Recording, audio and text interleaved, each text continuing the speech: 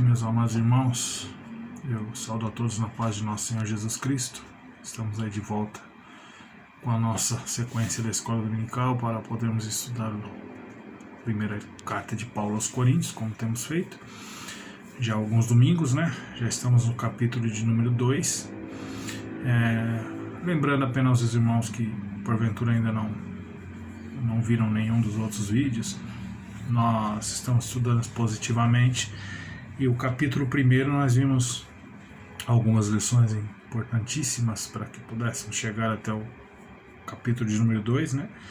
No versículo de 1 a 9 do primeiro capítulo, nós vemos que Paulo fala a respeito da igreja chamada à santidade, né?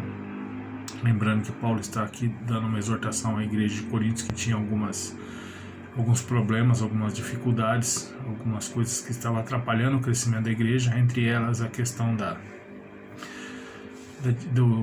dos irmãos estarem fazendo lá as suas panelinhas, né? E também a questão de algumas coisas sérias que estavam acontecendo dentro da igreja, quanto ao tipo de culto, enfim. Paulo está aqui exortando a igreja a uma santidade, a uma união fraternal, na realidade, né? Que no próprio capítulo 1, a partir do verso 10, ele vai falar que a igreja é chamada a uma comunhão fraternal, né? Exortando a igreja a uma unidade, coisa que não estava acontecendo lá em Coríntios, né? Porque havia, ao invés de uma unidade, havia uma divisão dentro da igreja, né? Aí ele continua falando sobre isso quando chega no final, né, a partir do verso 26 do capítulo 1, ele vai falar a igreja é chamada para glorificar a Deus. Então ele mostra lá no início os problemas que a igreja está tendo, e como ela precisa agir de uma forma unificada, né, para glorificar a Deus. Isso que trata praticamente o capítulo de número 1. O capítulo de número 2, que é o que nós estamos estudando, Paulo começa falando sobre a integridade do Evangelho, né, falando a respeito do caráter da pregação de Paulo. E ele divide o capítulo 2 em 3 partes, né? A primeira delas que nós já vimos é que o Evangelho está centralizado na morte de Cristo na cruz. E aí a gente enfatizou muito essa questão de que, por exemplo, versículo 2 do capítulo 2, ele diz: porque decidi nada saber entre vós que Cristo e este crucificado, né? Mostrando que o verdadeiro sentido do Evangelho é falar sobre a crucificação de Jesus, né? A morte e crucificação de Jesus, porque isso é o que é o centro do Evangelho, né? E hoje, enquanto falávamos sobre isso, nós até comentamos que hoje existem igrejas aí que nem se toca no assunto quando se fala a respeito de crucificação, de morte expiatória, né? Então Paulo estava ali mostrando que o foco não estava na filosofia humana, mas sim naquilo que era mais importante, que era a questão, o centro do Evangelho, que é a morte de Cristo na cruz. Porque se não houver morte de Cristo, não há Evangelho, né? Comentamos até dentro das nossas aulas aí sobre um livro, se eu não me engano, de Martin Lloyd-Jones, que diz: cristianismo sem Cristo. É o que estão fazendo por aí. Estão se pregando um pseudo-cristianismo onde Cristo está fora. Se fala sobre tudo, sobre bênção, se fala sobre riqueza, se fala sobre tudo que você pode imaginar, menos sobre a morte expiatória de Cristo. Isso Paulo então tratou no capítulo 2, de 1 até o versículo 5. Do versículo 6 até o versículo de número 9, que foi o que nós vimos a semana passada, Paulo fala a respeito do Evangelho como um plano eterno de Deus, né? Ele fala, o versículo 7 é o chave, né, sobre isso, né, que fala: mas nós falamos a sabedoria de Deus em mistério e outrora oculta, a qual Deus preordenou desde a eternidade para a nossa glória, né? Mostrando aí que o Evangelho, esse Evangelho que é centrado na cruz de Cristo, na morte expiatória de Cristo, ele é algo que é um plano eterno de Deus, né? O Evangelho não foi um plano B, né? O Evangelho não foi algo que Deus falou: e agora? Precisamos fazer alguma coisa porque o homem caiu, o homem se desviou. Né? Então vamos arrumar aí um plano B para que as coisas deem certo.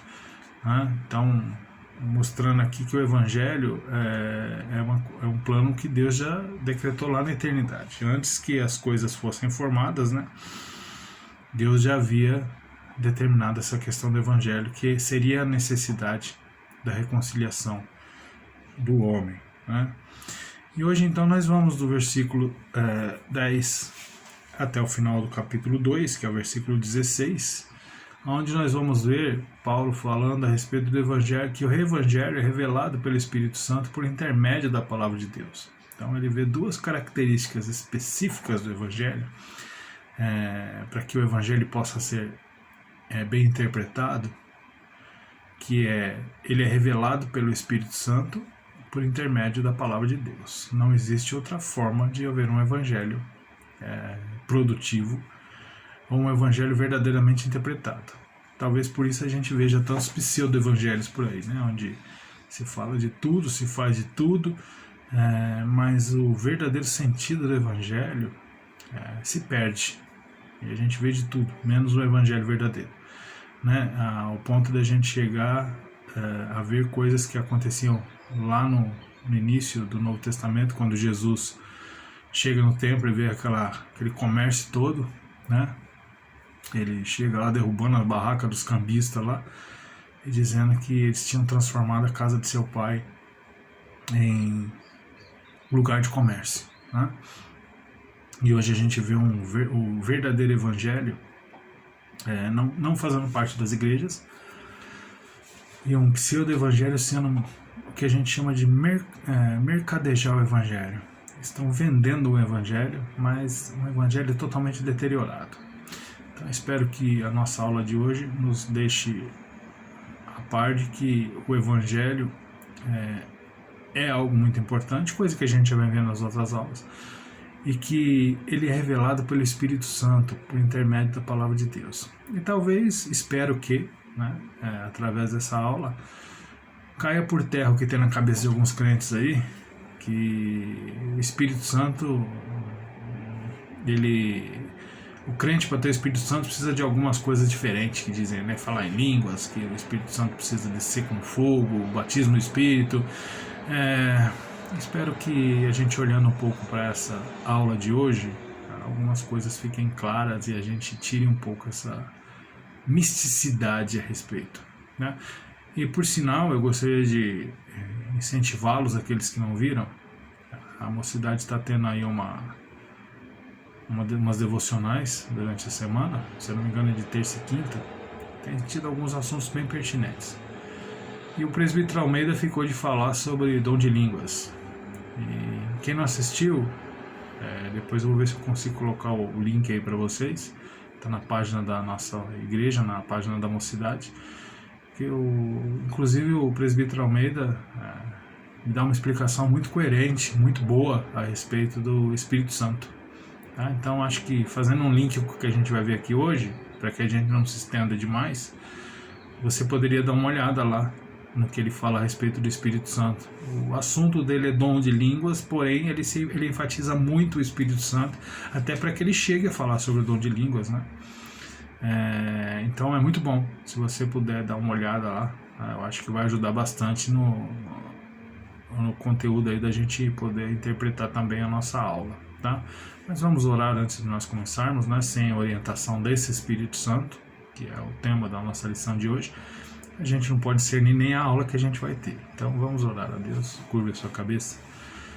Amado Deus, nós lhe somos gratos, ó Pai, porque o Senhor nos proporciona momentos como esse, Senhor, de estarmos juntos, de estarmos trabalhando a Tua Palavra, Deus, e que nós possamos, ó Deus, retirar tudo aquilo que o Senhor tem preparado para nós, ó Deus, tudo aquilo que o Senhor traz para nós na riqueza de sabedoria que a Sua Palavra tem, ó Deus.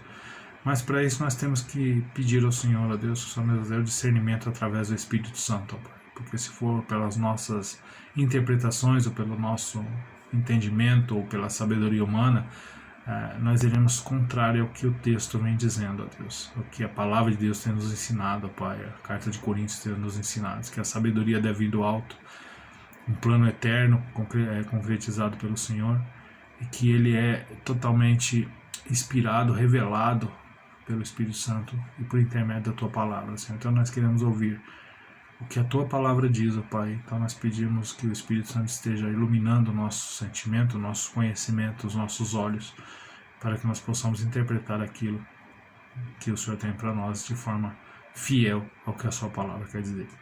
Em nome de Jesus é que nós lhe pedimos. Amém. Então vamos lá, meus irmãos. Vamos ler o texto, né? Nós vamos capítulo 2, a partir do verso 10 até o verso 16. Tá? Mas Deus nos revelou pelo Espírito Santo, porque o Espírito a todas as coisas prescruta, até mesmo as profundezas de Deus, porque qual dos homens sabe as coisas dos homens, senão o seu próprio Espírito que nele está? Assim também as coisas de Deus ninguém pode conhecer, senão o Espírito de Deus. Ora, nós não temos recebido o Espírito do mundo, e sim o Espírito que vem de Deus, para que conheçamos o que por Deus nos foi dado gratuitamente. Disso também falamos, não em palavras ensinadas pela sabedoria humana, mas ensinadas pelo Espírito, conferindo coisas espirituais com coisas espirituais. Ora, o homem natural não aceita as coisas do Espírito de Deus, porque lhe são loucuras, e não pode entendê-las, porque elas se discernem espiritualmente. Porém, o homem espiritual julga todas as coisas, mas ele mesmo não é julgado por ninguém. Pois quem conheceu a mente do Senhor, quem o pode instruir? Nós, porém, temos a mente de Cristo. Amém, né? Temos a mente de Cristo, como Paulo está afirmando, né? Então, quando nós falamos, meus irmãos, a respeito do Evangelho, revelado pelo Espírito Santo por intermédio da palavra de Deus, a gente tem que ter algumas coisas bem trabalhadas na nossa cabeça, porque nós destacamos aqui 4 preciosas verdades nesse texto que nos está sendo exposto pela palavra de Deus, né? Em primeiro lugar, o Espírito Santo habita nos salvos, né? Então, eu acho que essa questão de que alguns irmãozinhos aí acham que o crente ele tem a conversão, mas que o Espírito Santo possa habitar nele, existem alguns processos a serem concretizados ainda, né? Que é o que algumas igrejas aí neopentecostais e pentecostais dizem. Os respeito, tenho um carinho muito grande por eles, mas tem coisas que a gente não tem como a gente entender. O crente achar que o Espírito Santo, para que você tenha o Espírito Santo, você ainda tem que passar por alguns processos além da sua conversão, né? Paulo está dizendo aqui no versículo 12, né, que eu tenho grifado aqui, meus irmãos, se você quiser fazer a mesma coisa na sua Bíblia, os textos básicos de cada lição, tá? E o texto básico dessa lição que nós estamos vendo hoje é o 10 e o 12, tá? No 12 ele diz assim, ora, nós temos recebido o Espírito do mundo, não temos recebido o Espírito do mundo, e sim o Espírito que vem de Deus, para que conheçamos o que por Deus nos foi dado gratuitamente. Ou seja, ele está afirmando que nós já recebemos o Espírito de Deus, que o nosso discernimento não vem pelo Espírito do mundo. Mas vamos voltar no 10 então para tentar enfatizar um pouco mais, né? Mas Deus nos revelou pelo Espírito, porque o Espírito a todas as coisas prescruta, até mesmo as profundezas de Deus. E ele vai tratar aqui um pouquinho sobre isso, nós vamos falar um pouquinho mais para frente, essa questão de que o que vem a ser o Espírito prescrutar as coisas de Deus, né? Mas vamos por partes, né? Para que as coisas fiquem mais fáceis, né?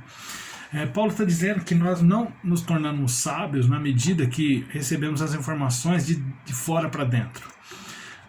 O Evangelho não nos é revelado de fora para dentro. Por mais que nós chegamos até a palavra de Deus, leiamos o que ela quer dizer, leiamos a palavra, se nós não tivermos o entendimento que vem de dentro para fora, a gente não vai conseguir discernir nada, né? Porque as coisas de Deus são difíceis de entender, né? E de como a própria palavra diz, é loucura para o mundo aí fora. Então, nós nos tornamos sábios, né? E vamos entender o que a gente quer dizer sábio, quanto ao que a palavra de Deus quer dizer, quando o Espírito Santo, o agente da verdadeira sabedoria, vem habitar em nós, né? É o Espírito Santo que nos comunica com Cristo, né? E nos traz a verdadeira sabedoria. Aí é uma coisa interessante. No momento que você crê em Jesus, seu corpo já é transformado num templo do Espírito Santo, né? Você vai ver isso se você seguir um pouquinho para frente aí, 1 Coríntios 6, deixa eu ver se é isso mesmo. Isso. 1 Coríntios 6, verso 19 e 20. Diz assim: acaso não sabeis que o vosso corpo é santuário do Espírito Santo, que está em vós, o qual antes da parte de Deus e que não sois de vós mesmos, porque fostes comprado por preço, agora, pois, glorificai a Deus no vosso corpo. Então, o apóstolo Paulo já está nos dizendo que o nosso corpo aqui é templo do Espírito Santo, e que nós somos selados com o Espírito Santo. Eu gostaria que você ficasse aí com a sua Bíblia aberta também, e abra comigo agora aí, Efésios, capítulo 1, verso 13 e 14. Efésios, capítulo 1, verso 13 e 14, vai dizer assim: em quem também vós, depois de ouvistes a palavra da verdade, o evangelho da vossa salvação, tendo nele também crido, foste selado com o Espírito Santo da promessa, o qual é o penhor da vossa herança, até o resgate da sua propriedade em louvor da sua glória. Então, o apóstolo Paulo é enfático em dizer que nós, quando aceitamos a Cristo, quando aceitamos o que a palavra de Deus nos diz, e com o nosso coração, até mesmo movidos pelo próprio Espírito, porque por nós mesmos, mortos nos nossos delitos e pecados, a gente não ia poder nunca receber, nós fomos, já somos selados pelo Espírito Santo. E no próprio capítulo 12, versículo 13 de Coríntios, né, ele diz que nós somos batizados pelo Espírito Santo no corpo de Cristo. Então, essa questão de que nós precisamos de um novo batismo para que o Espírito Santo venha habitar em nós, é pura ideia, não sei de onde tiram essa ideia, né? Na realidade, desconheço por que essas pessoas pensam dessa forma. É algo muito simples. Se o Espírito Santo não habitar em você, você não consegue entender as coisas de Deus, nem se converter você consegue, né? Porque é Ele quem nos mostra, é Ele quem nos revela. Eu gosto de tratar o plano da salvação da seguinte forma: as três pessoas da Trindade, o Deus Pai, que é aquele que organizou todas as coisas, que planejou todas as coisas, na realidade. E aí nós estamos falando da função de cada uma das pessoas da Trindade. São as mesmas. Isso depois a gente pode ver numa outra aula, para a gente não ficar se estendendo demais, tá? Mas a mesma pessoa, ou três pessoas dentro do mesmo, né? É o famoso 3 em 1. O Deus Pai, que é aquele que planejou todas as coisas. Ele já tinha lá, para que a gente possa entender, dentro da nossa cabeça limitada. Ele que rascunhou tudo, ele que colocou o projeto, ele falou, vai ser assim, né? Então esse é Deus Pai, ele planejou todas as coisas, tá? Tanto que existe uma pseudo-religião aí, que às vezes não se diz religião, que diz que ele é o grande arquiteto do universo, né? Ele que arquitetou todas as coisas. Mas vamos pegar esse tipo de pensamento, não é? Foi Deus quem planejou todas as coisas. O Filho, Cristo, ele executou o plano que Deus planejou. Foi ele que se fez carne e habitou entre nós, né? No princípio era o verbo se fez carne e habitou entre vós, o verbo estava com Deus, o verbo era Deus, né? João 1:1. Então, o Pai arquitetou, o Filho executou e o Espírito nos convence. Então, são as três pessoas da Trindade no plano da salvação.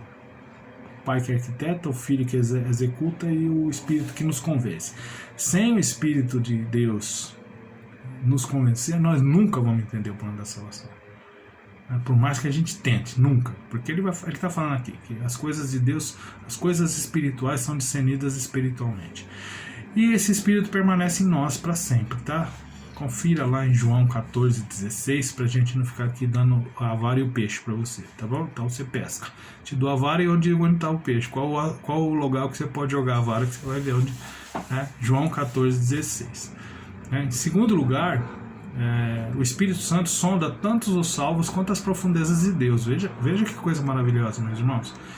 O Espírito Santo tem poder para escutar o seu coração. O Espírito Santo conhece você, ele faz lá um raio-x de você, ele escaneia você de cabeça, de fio do cabelo até a unha do dedão do pé. Então, ele é aquele que, ele não só habita em nós, mas também sonda e conhece o nosso coração. Tanto que nós não temos o poder de poder tirar o Espírito Santo da gente. Uma vez selados, quem sela é Deus, então nós não temos poder de tirar o Espírito Santo da gente. Agora nós podemos entristecê-lo, né? À medida que nós vamos fazendo as nossas presepadas que fazemos, nós entristecemos o Espírito Santo. Mas retirado de nós nunca, né? Porque é Deus quem selou. Nós somos blindados com o Espírito Santo. Agora nós podemos sim, uma vez que o Espírito Santo é uma pessoa também, nós podemos entristecê-lo. O próprio Davi diz que para Deus não retirar dele a alegria da salvação. Ele não fala para tirar. Ele não fala para... Ele diz, não retire de mim a alegria do teu espírito. Não é para retirar o espírito, mas a alegria. Ou seja, nós podemos sim entristecer, né? E o apóstolo Paulo está nos mostrando aqui que ele sonda tanto os salvos quanto as coisas profundas de Deus. O que Paulo está dizendo aqui é como é que nós vamos entender a Deus? Como é que nós podemos entender a Deus? Nós não podemos entender a Deus como homens através da nossa sabedoria, porque é uma sabedoria humana. Então nós precisamos de alguém que entenda a Deus, esteja dentro de nós para nos explique a respeito de Deus, dentro daquilo que Ele quer nos revelar, tá? Então por isso que o apóstolo Paulo diz, é interessante que ele diz aqui que o Espírito Santo, ele tanto sabe o que acontece com o homem, como ele conhece as profundezas de Deus. Porque o apóstolo Paulo ele faz uma comparação aqui. Quem é que pode conhecer o homem melhor do que o próprio Espírito que habita dentro dele? Eu posso te conhecer, meu irmão. Eu posso pensar que te conheço, tá? E você pode me conhecer, ou pensar que me conhece. Mas intimamente quem me conhece só eu mesmo. Tá? E quem te conhece só você mesmo. Porque nós temos uma casca que é aquilo que as pessoas veem, né? E às vezes sabe até um pouco nas nossas boas intenções, mas o mais profundo do meu coração e do seu coração, quem conhece é só você mesmo. Claro, Deus também, mas eu estou falando assim, em relação ao conhecimento humano. Eu não posso conhecer você, o íntimo, o seu íntimo, eu posso conhecê-lo superficialmente, dentro daquilo que você me mostra, mas o que está dentro do seu coração, né, a gente não tem como saber, a não ser o Espírito que habita em nós mesmos. Ou seja, o espírito humano que habita em mim e habita em você, que é aquele que nos coloca muitas vezes contra o próprio Deus, né? O espírito humano. Então, é o que Paulo está dizendo aqui, o espírito ele prescruta tanto o homem como a profundeza de Deus. Por quê? Porque ele é o próprio Deus. Quem pode conhecer a Deus sendo melhor do que o próprio Espírito de Deus, né? Então, como é que nós podemos entender a Deus? Paulo diz que ninguém entende o homem a não ser o Espírito que está dentro do homem, né? E da mesma forma, nenhum de nós tem capacidade de prescrutar, investigar e também sondar a plenitude do que há dentro de Deus. Por isso que é muito importante a gente entender essa questão de que o Evangelho nos é revelado pelo Espírito Santo, porque quem está nos revelando é quem fez o Evangelho. Como é que você pode ter o total conhecimento? Como é que você pode ter o total conhecimento de algo de uma forma melhor do que alguém que foi quem elaborou e fez o algo, né? Então, por isso que o apóstolo Paulo diz que somente o Espírito Santo, que é de Deus, conhece plenamente e revela a Deus e como é que nos revela? Ele nos revela através da sua palavra. Meus irmãos, não tem como a gente entender o Evangelho se a gente não for atrás da palavra de Deus. E cada vez mais que eu busco conhecimento baseado no que a palavra de Deus me diz, que busco esse conhecimento através do Espírito Santo, eu vou cada dia mais entender a palavra de Deus. E algumas coisas aceitar pela fé. Porque nós não temos como nos discernir algumas coisas de Deus. Semana passada eu já falei um pouquinho, já citei o versículo de Deuteronômio 29, né? Dúvidas? Vai lá nele e vê o que está escrito lá, tá? Não, como eu disse, não vou dar a vara e o peixe para você. Vai lá e pesca para você ver o que aquele peixe vai dizer para você. Deuteronômio 29. Paulo diz que ninguém conhece o homem a não ser o Espírito que está dentro do homem. Agora, ele também diz que ninguém conhece melhor a Deus do que o Espírito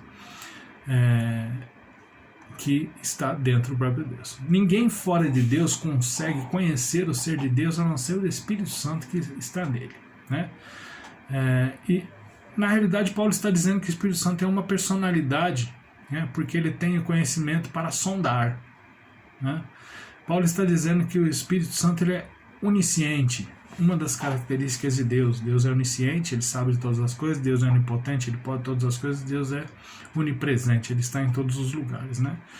E nesse sentido o Espírito Santo também é onipresente, porque ele está dentro de mim e está dentro de você também, né? Se você é alguém convertido realmente, tocado pelo Espírito Santo e que tem a convicção de que é um miserável pecador, e se não for Jesus Cristo na sua vida, você está lascado. Ele está dizendo que é o Espírito Santo quem habita entre nós e quem conhece as profundezas de Deus, né? Olha que coisa maravilhosa, meu irmão. Você tem dentro de você parte de Deus dentro de você, ou o próprio Deus dentro de você. Não vamos colocar parte de Deus, senão a gente vai estar diminuindo o Espírito em relação a Deus. A gente não pode diminuir. Dentro da Trindade, o Espírito não é menor que Deus, o Espírito não é menor que o Filho não é menor que Deus, o Pai não é maior que nenhum dos três, é o mesmo, né? E aí talvez fique aí uma dúvida na sua cabeça, né? Alguma coisa para a gente estudar numa outra oportunidade, né? Então, ele fala aqui, né, que o Espírito Santo sonda tanto os salvos quanto a profundeza de Deus. Então, pelo amor de Deus, não venha me acreditar naquela balela que você tem que dar um jeitinho do Espírito, se batizar no fogo, ou se batizar com o Espírito. O Espírito já está em você a partir do momento que você aceita Jesus Cristo. Não é nem através do batismo, meu irmão. O batismo é um selo visível de uma graça invisível que já aconteceu em você. Tá? O batismo é apenas você está mostrando para as pessoas que você já creu, que você já tem o Espírito. Então não é ali no batismo que o Espírito entra em você. O Espírito entra em você a partir do momento que você é convertido. E em terceiro lugar, o Espírito Santo é quem ensina os salvos. O apóstolo Paulo escreve: o Espírito que vem de Deus para que conheçamos o que por Deus nos foi dado gratuitamente. Disso também falamos, não em palavras ensinadas pela sabedoria humana, mas ensinadas pelo Espírito, né? Capítulo 2, versículo 12, segunda parte do versículo 13. E de que maneira que o Espírito nos ensina? Pode ter certeza que não é de uma forma subjetiva, mas de uma maneira objetiva. Paulo diz que ele nos ensina conferindo coisas espirituais com coisas espirituais, né? E o que seria essas coisas espirituais? A própria palavra de Deus, meu irmão. Se você quer conhecer a sabedoria de Deus, precisa estudar a palavra de Deus, né? Paulo está dizendo que a Bíblia interpreta a própria Bíblia. Tem uma dificuldade muito grande quando algumas pessoas pegam a Bíblia e começam a querer interpretar a Bíblia com alguns contextos de filosofia ou parte humana. Isso vai dar ruim. Que nem diz os jovens, às vezes não vai prestar, vai dar ruim, né? Nós só podemos conferir coisas espirituais à luz de coisas espirituais, né? Não adianta eu querer conferir, por exemplo, um versículo da Bíblia que diz para mim sobre salvação com alguma coisa de fora da Bíblia, né? Você lê um texto e interpretá-lo à luz de outro texto. Você tem que interpretar à luz de outro texto bíblico.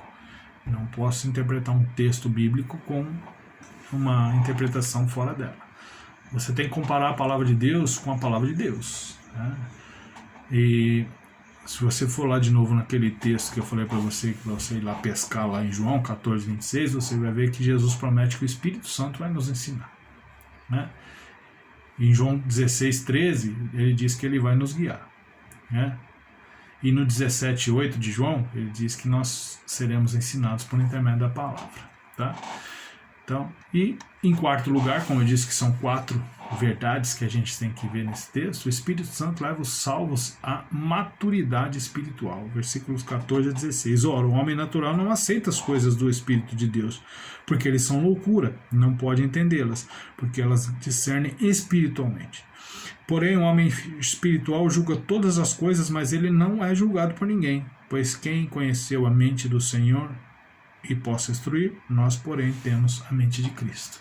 Eu acho fantástico essa última declaração de Paulo. Nós, porém, temos a mente de Cristo, né? O homem natural não entende e não aceita as coisas de Deus porque a sua mente não alcança as coisas de Deus, né? Então ele simplesmente não aceita.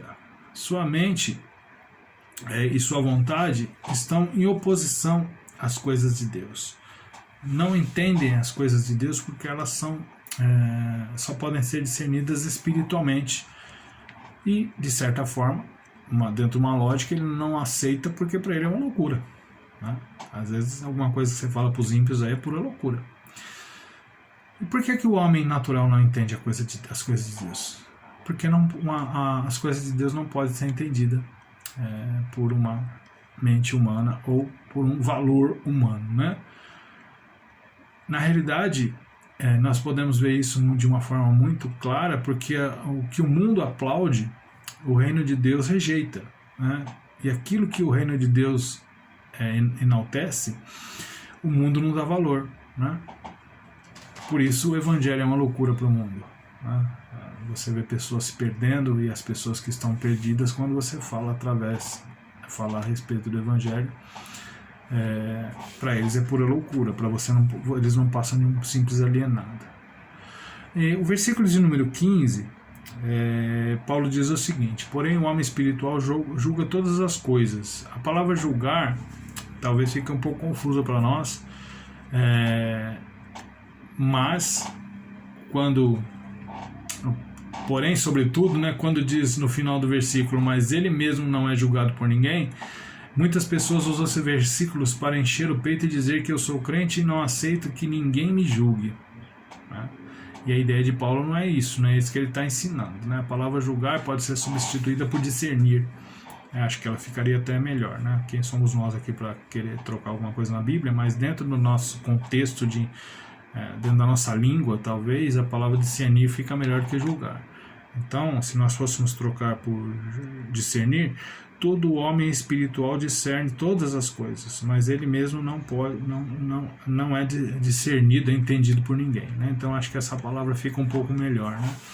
O homem convertido discerne todas as coisas do homem e as de Deus, coisas desta vida e coisas da eternidade. É isso que Paulo está dizendo aqui, né?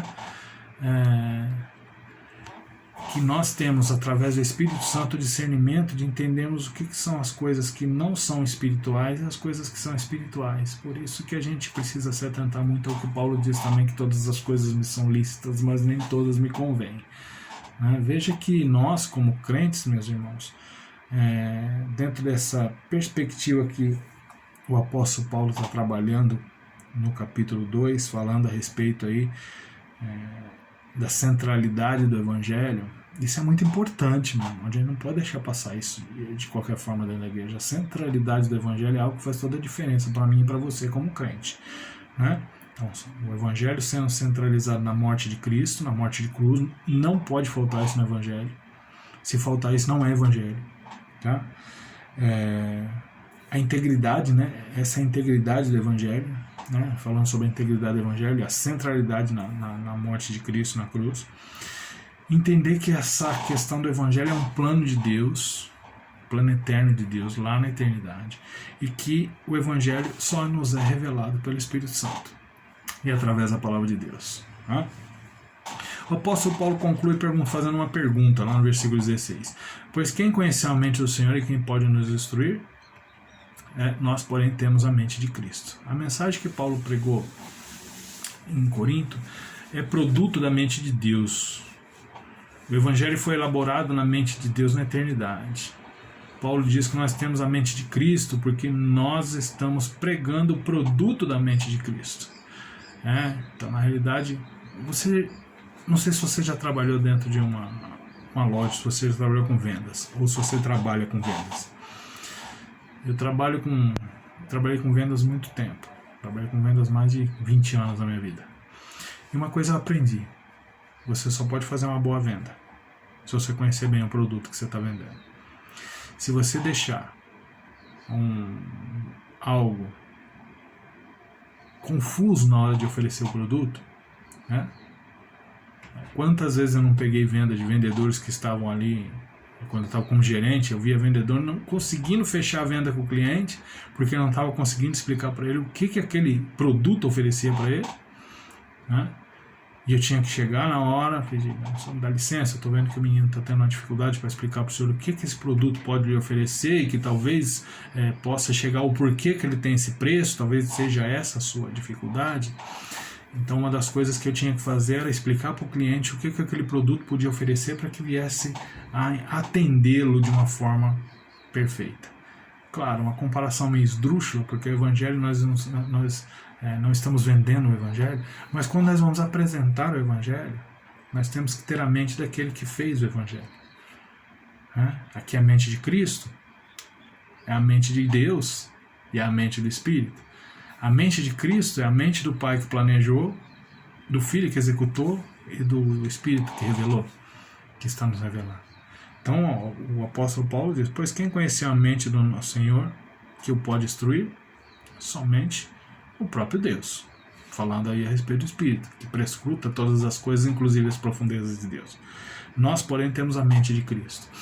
Se você é um verdadeiro convertido, e eu espero que sim, porque se você crê única e exclusivamente em Cristo, como seu único e suficiente Salvador, você é um convertido, não tenha dúvida em relação a isso, porque João 3,16 diz que Deus amou o mundo de tal maneira que enviou o seu Filho unigênito para todo aquele que nele crê, não pereça, mas tenha a vida eterna. Então, se você crê, você não vai perecer, você tem a vida eterna. Então, não tenha dificuldade em acreditar na sua salvação. Porém, o discernimento de todas essas coisas, quem dá é o Espírito. Porque nós devemos ter a mente de Cristo.